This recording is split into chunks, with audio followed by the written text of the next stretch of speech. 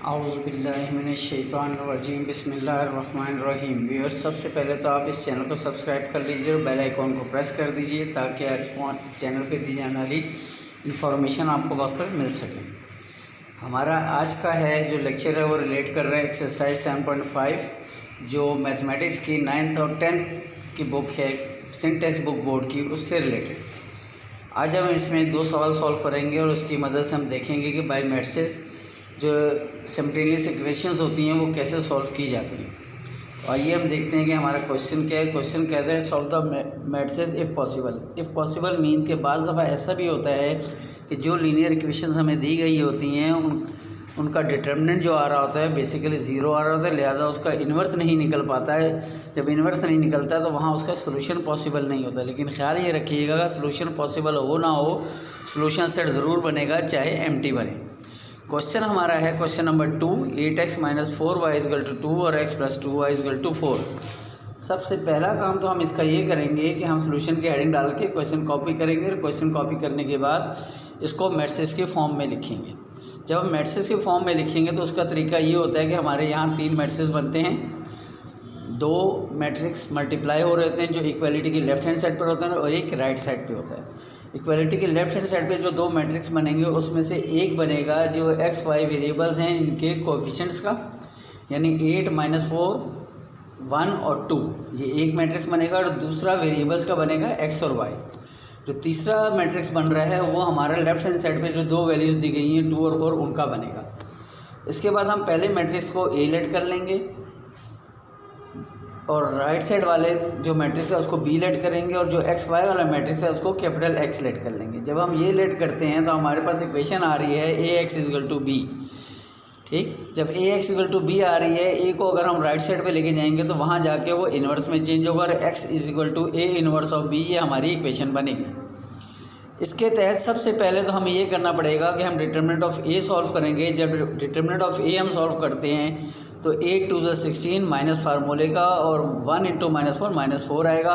Solve होने के बाद ये 16 + 4 = 20 बनेगा जो कि नॉट इक्वल टू 0 है, लिहाजा मैट्रिक्स नॉन सिंगुलर है, तो इसका इन्वर्स जो है वो पॉसिबल होगा। लिहाजा फौरी तौर पे हम इसका एडजॉइंट निकालेंगे। एडजॉइंट हमारे पास कैसे आएगा, हमने आपको पढ़ाया हुआ है कि जो लीडिंग डायगोनल्स के एलिमेंट्स हैं उनकी जगह चेंज कर लेंगे और प्रीसीडिंग के साइन चेंज हो जाएंगे। तो एडजॉइंट ए हमारे पास आएगा 2 4 -1 और 8। इसके बाद हम ए इन्वर्स का फार्मूला लिखेंगे। ए इन्वर्स का फार्मूला हमारे पास है adjoint A upon determinant of A. फिर हम फार्मूले में जब वैल्यूज़ पुट करते हैं तो एडजॉइंट ऑफ ए की वैल्यू आ रही है 2 4 -1 और 8 और डिटर्मिनेंट ऑफ ए की वैल्यू आ रही है 20। ये पुट करने के बाद हम क्या कर रहे हैं कि ये जो हमारे पास ए इन्वर्स की वैल्यू आई है और बी की वैल्यू और एक्स की वैल्यू, इस इक्वेशन जो थी हमारे पास 1, ये देखिए ये हमारी इक्वेशन 1 है, ये रेड कलर से जो लिखी गई है ये इक्वेशन 1 के अंदर यहाँ पे हम पुट करेंगे ए इन्वर्स की वैल्यू भी और बी की वैल्यू भी और एक्स की वैल्यू। इक्वेशन हमारे पास आ जाएगी x = 1/20 और 2 मैट्रिक्स यहाँ पे मल्टीप्लाई हो रहे हैं 2 4 -1 8 और 2 और 4। जब हम इन्हें आपस में मल्टीप्लाई करेंगे तो 2 से मल्टीप्लाई, पहली रो पहले कॉलम से जब मल्टीप्लाई होगी तो 2 2 = 4 + 4 4 = 16 आ जाएगा। जब दूसरी रो इसी कॉलम से मल्टीप्लाई होगी तो -1 2 = -2 आएगा और 8 4 = 32 प्लस हो जाएगा। इसमें सॉल्व हो के वैल्यू आ रही है 1/20 और मैट्रिक्स आ रहा है 20 और 30 का। ये 20 से जब हम दोनों को डिवाइड करेंगे तो हमारे पास जो रिजल्ट आ रहा है वो आ रहा है 1 और 3/2। ये दोनों इक्वल मैट्रिक्स हैं, लिहाजा x के सामने 1 आ रहा है, x की कोरस्पॉन्डिंग एंट्रीज 1 बन रही है और y की कोरस्पॉन्डिंग एंट्रीज जो है वो 3/2 बन रही है। तो यूँ x की वैल्यू हमारे पास 1 आ जाएगी और y की वैल्यू 3/2 आएगी, जिसको अगर हम कंपाउंड फ्रैक्शन में चेंज करें तो ये आ जाएगा 1/2। यूँ हमारे पास सोल्यूशन सेट आ जाएगा 1 और 1/2। यहाँ पे ख्याल रखिएगा कि यहाँ पे सोल्यूशन सेट के लिए जो पहला ब्रैकेट इस्तेमाल होगा वो सेट का ब्रैकेट है करली, और जो राउंड ब्रैकेट इस्तेमाल हो रहा है वो ऑर्डर पेयर के लिए इस्तेमाल हो रहा है कि यहाँ पे एक्स और वाई दोनों वैल्यूज़ मौजूद हैं। इसके बाद हमारे पास क्वेश्चन नंबर 5 है। क्वेश्चन नंबर 5 को अगर हम देखें तो वो कह रहा है 3x + 6y = 5, 4x + 8y = 9। यहाँ पे हम सबसे पहले क्वेश्चन कॉपी करते हैं। कॉपी करने के बाद हम इसको मैट्रिसेस में जब चेंज करते हैं तो हमारे पास आ रहा है 3 6 4 8 x y और दूसरी तरफ आ रहा है 5 9। पहले मैट्रिक्स को हमने ए लेट कर लिया, राइट साइड वाले को हमने बी लेट कर लिया और जो एक्स वाई वाला है उसको हमने कैपिटल एक्स लेट कर लिया। इक्वेशन हमारे पास आ रही है A X equal to B और X equal to A inverse of B.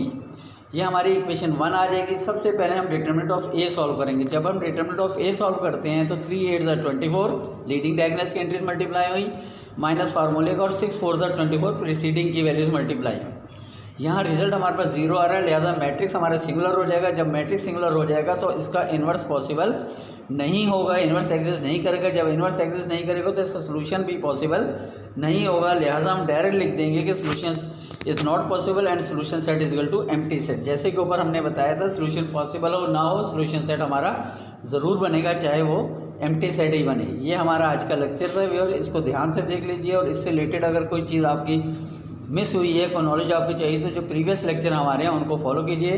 इंशाल्लाह हमारे पास नेक्स्ट लेक्चर के साथ हम आपको जल्द फ्राहम करेंगे। Thank you.